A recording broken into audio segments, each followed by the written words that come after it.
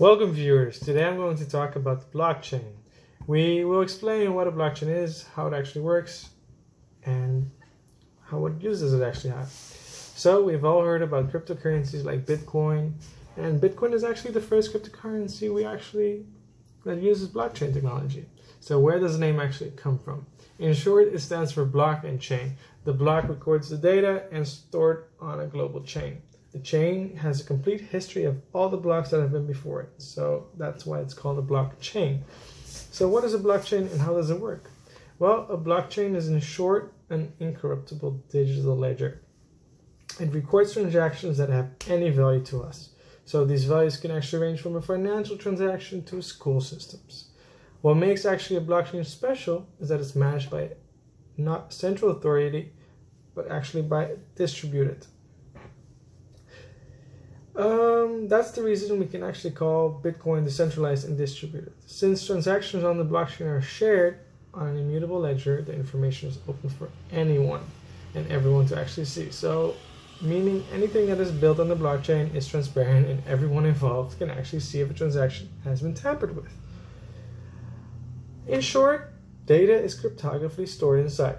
The blockchain is immutable, so no one can tamper with the data that is inside the blockchain, and the blockchain is transparent, so we can actually track what will happen to the data and if it has been tampered. There are several components which are important to make a blockchain work. So first of all, one party initiates a transaction by creating a block with the transaction data inside. The block will be sent from one person to another when the block has been verified by the network. This network, consistent of thousands of computers, will actually verify this transaction. Once the block has been verified, it will be added to the chain and stored on the network with a unique ID. Miners are individual volunteers that offer computing power to verify this transaction on the blockchain. In certain cryptocurrencies, miners can mine blocks, resulting in new blocks being made on the network. This actually creates incentives for miners to keep the network safe and to keep their rigs from actually working because they need money as well. So why is it so important for a transaction to be verified by the network? Well, if a transaction is verified by the network, the transaction gets a unique ID with a unique history on the chain. If a user would like to falsify a single record, that would mean actually it would have to falsify the entire blockchain, which is not possible. Continuing from this, so how does cryptography help in protecting the blockchain? So first of all, what is cryptography? Cryptography is the method of encrypting and decrypting information using complex mathematics. So why do we use cryptography in the blockchain?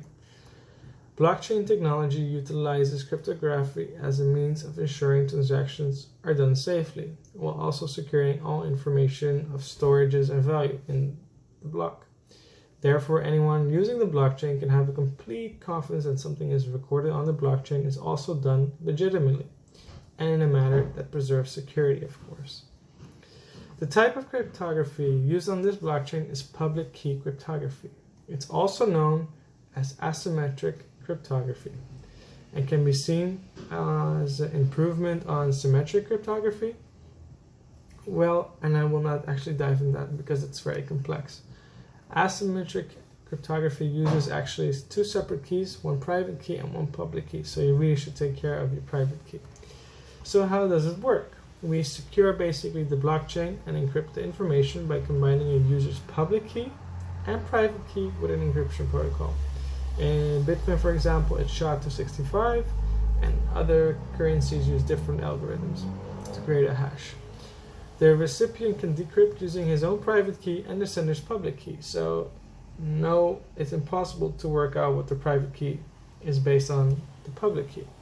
Therefore, a user can send the public key to anyone he wishes without worrying that someone will gain access to his private key and his funds. The sender can encrypt files that they can be sure will only be decrypted by the intended party. Furthermore, through public key cryptography, a digital signature is produced, securing the integrity of the data that is being shown. This is done by combining a user's private key with the data they wish to sign, and then using a mathematical algorithm, it's then combined.